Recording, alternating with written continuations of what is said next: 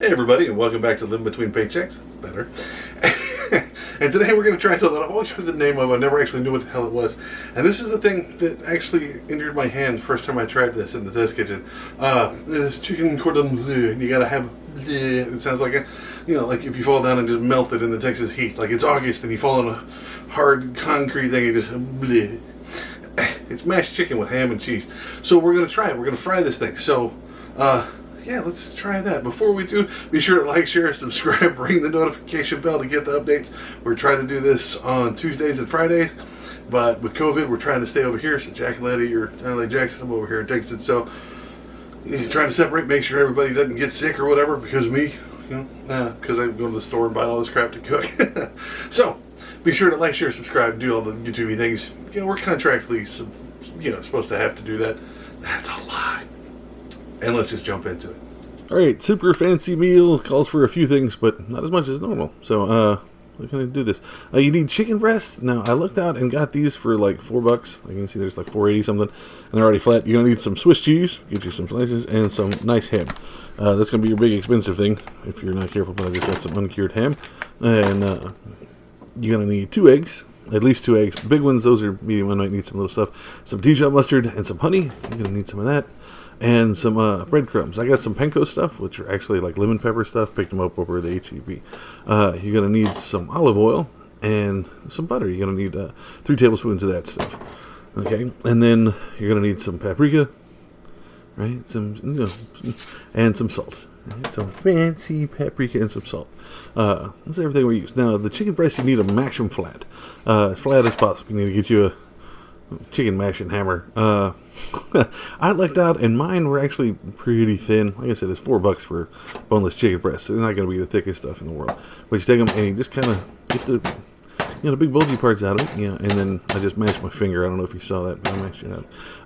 But just kind of flatten it out. I don't know what the spiky bit does other than put holes in it, but mash it down as best as possible. And then do the whole setup and make sure they're nice and thin. So once you got those thin, let's set them aside. And did y'all grow up with that? That was just one of the plates I grew up with. So it's like old school prints on it. So you get you a small ramekin or whatever. I use 2 of the tablespoons of the Dijon mustard and 2 of the teaspoons of honey, right? If I had my little rubber spatula thing, I would scrape these out. But the best you can do is just kind of beat on it, knock it all off there, or get you another spoon and kind of scrape the last of it out. Now, got the same thing here. Sorry, another tablespoon of honey. I split this evenly. Sorry, that's on me. Not teaspoons; they're both tablespoons. So 4 and 4.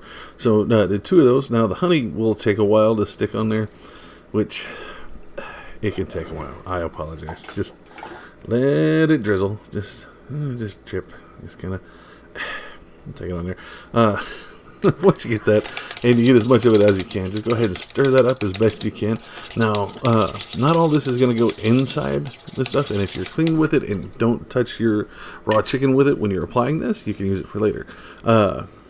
So take your cheese, and you're going to cut this into thirds. You can't just tear it, but I wanted to show off this knife. I got it from my oldest best friend, Andy.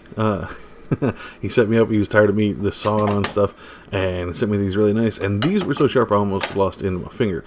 But I'll show you. Like I said, all you gotta do is fold it and press it, and it'll break off there. See, almost the same size, not near clean. You're gonna cook it. It's gonna melt. Nobody's gonna catch the clean sides. So just do the best you can. Line it up. Get those into thirds. Like I thought this was gonna take a lot more cheese, but I only did 6 of these. So 3 of these worked out fine. Actually, I think I had 1 extra. And Zool got to eat that one. She was happy. So take your cheese, set it to the side. All right, and then get your ham ready. So this is how it's going to look. This is the best way to do it. You're going to set up a station. You're going to get your really flat chicken. And then you get your honey Dijon stuff. Now, if you don't touch the chicken with it, like I did, so I wasn't able to keep some of this. But if you can take it and drizzle it without getting it on the spoon on the raw chicken, you can use that sauce later, the rest of it. All right? And it's pretty good to dress it with. Now take your cheese, put it right down the middle. You don't want it hanging off the sides or the edge because it melts, makes it all over the place. Careful with your ham because it'll tend to tear if you get the thin deli slice stuff.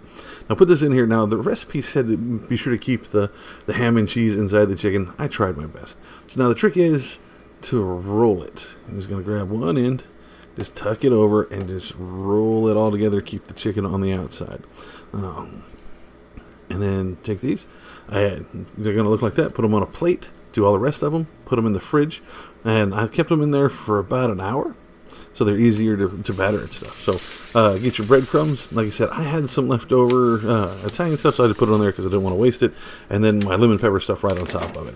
You don't have to have the flavored breadcrumbs. You don't have to have the panko breadcrumbs. I just enjoy it. Flavor it with some paprika. Like I said, it's just down to your own personal taste. There's no real measurement for it. And then salt as well. This isn't going to be enough breadcrumbs to do all these. So when you re-add more breadcrumbs, add more of that stuff, like add the paprika and stuff. So be sure to stir that around, get that done. So you got that. You're going to get your at least 2 eggs. Now, like I said, these are relatively small eggs. You need 2 large eggs or 2 medium eggs. If you don't have enough with the 2, go ahead and add another one, right? So you're just going to batter these. So take your eggs, put them in there. Make sure you don't have any shell or anything in there. Get rid of the empty shells. Take your fork and then just beat every living dickens out of it. Like I said, if it's not enough, like never feel bad if you're like, oh man, but I still had some left. I didn't have enough egg. Go back and add it. So try to beat it as much as you can. I want to show you how I did this. So these have been in the fridge for about an hour. Now, you can bread these once or twice. I usually do mine twice just because it looks better and you get more of the crumb stuff. But you can do it once. Just put it in an egg. Make sure the egg gets all over it. And then put your crumbs on top of it. Now, you can sprinkle on top. Now, I've heard people say you can put it in a bag and shake it. Every time I've done that, I've lost egg and batter along the sides of the bag, and it seems kind of wasteful. So I just go ahead and bread it by hand. You can go ahead and mash it on there, stick it, and then once you got it coated, set it to the side. Do all the rest of them, and you can do it just the once or did it twice. I did one back and did it the second time after I did it the first time. That's what that looks like. So I got my big skillet out, which turns into an issue. I'll tell you that in a minute. So get you some pan lotion. Your your olive oil. You just want to kind of coat the bottom. You don't want it super thick. It's not like you're super frying this. And then your 3 tablespoons of butter. Put that in there. Put it at medium to medium high and let that melt. It took about 2 minutes. You can see where the butter's nice and melted. It's starting to bubble a little bit. And go ahead and just set your chicken rolls. I guess I had the chicken cordon bleu. Just set it all in there. Now I use my big skillet, but the burner underneath isn't quite that big, so it kind of turned into an issue here. I'm going to show you. But all 6 of the ones that I made with what I had fit in the skillet, right? So the ones in the middle that are right over the thing, you know how these work. If it's right over the burner, it's going to cook faster. So this has been about 5 minutes to one side. I just want to roll them over and check them, and you can see the parts that are closer are turning that brown color. The outside is still yellow. Okay, so when you turn it, it's going to be brown, and here in the middle, it's getting that brown color all over.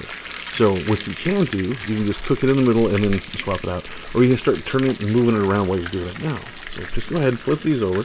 You get a nice, good look at both sides of it. You can tell which side needs cooking, which side needs to be closer to the middle, which ones need to be further. So what I'm going to do, I'm going to show you how to do this. I took the one that's been cooking a lot right in the middle. Luckily, I got these spatchy tongs thing. And one of these ones that hasn't been cooking very well because it's out here away from the burner, and just swapped them out. Now, once you get that done, like I said, I did anywhere between 6 and 8 minutes per side to get that nice brown color, that golden color. Get it all the way over. Drain it as best you can. Save that olive oil in the skillet. Put it on a plate. Let it sit for about 2 minutes. You can dress this next to whatever you want.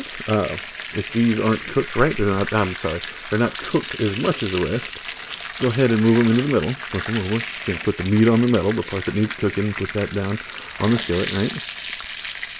And go ahead and put it in there. Let it set. And make sure it gets cooked on both sides nice and through. Now, I dressed this one next to some garlic herb mashed potatoes. It cost me like an extra $1. But since it wasn't part of the actual Cordon Bleu stuff, I didn't add it or how to cook it. We can do another video on how to do those. But this turned out really, really well. It always sounded way too fancy for me to handle. But with the fresh ham and the chicken, it ended up costing like $8. Man, fed me twice. Holy crap, guys, that's it. Okay, so this turned out really well. I was really surprised. I've always heard about this, never tried it, so I'm eager to jump into this and eat it. If you do it differently, if you'd like to see it done differently, put it down in the comments. Let us know, man. Maybe we'll revisit it and try it again. If you can't find it here, you don't want to comment here, find us on the social media, man. We're on Facebook, Pinterest, and Patreon. Shout out to our patrons. Thank you very much for... You can find us there at Living Between Paychecks Kitchen on all of those. Or you can also find us on Instagram at Living Between. You can find me on Twitter at Artist Oz, or as Ozway Nerdy on Instagram. I put a lot of my nerd stuff, my painting stuff there. Jack, I don't know his social media stuff. You can find him just stalking him, I swear. It'll be funny. You know, just send him a message randomly. Say, hey, I see he's in the spoon. He loves that kind of stuff. And it's the greatest thing in his day in his life when he gets that kind of stuff. Until next time, I'll see you here on YouTube anytime you want. We're always here. But we upload these Tuesdays and Fridays, and I'll see you next time.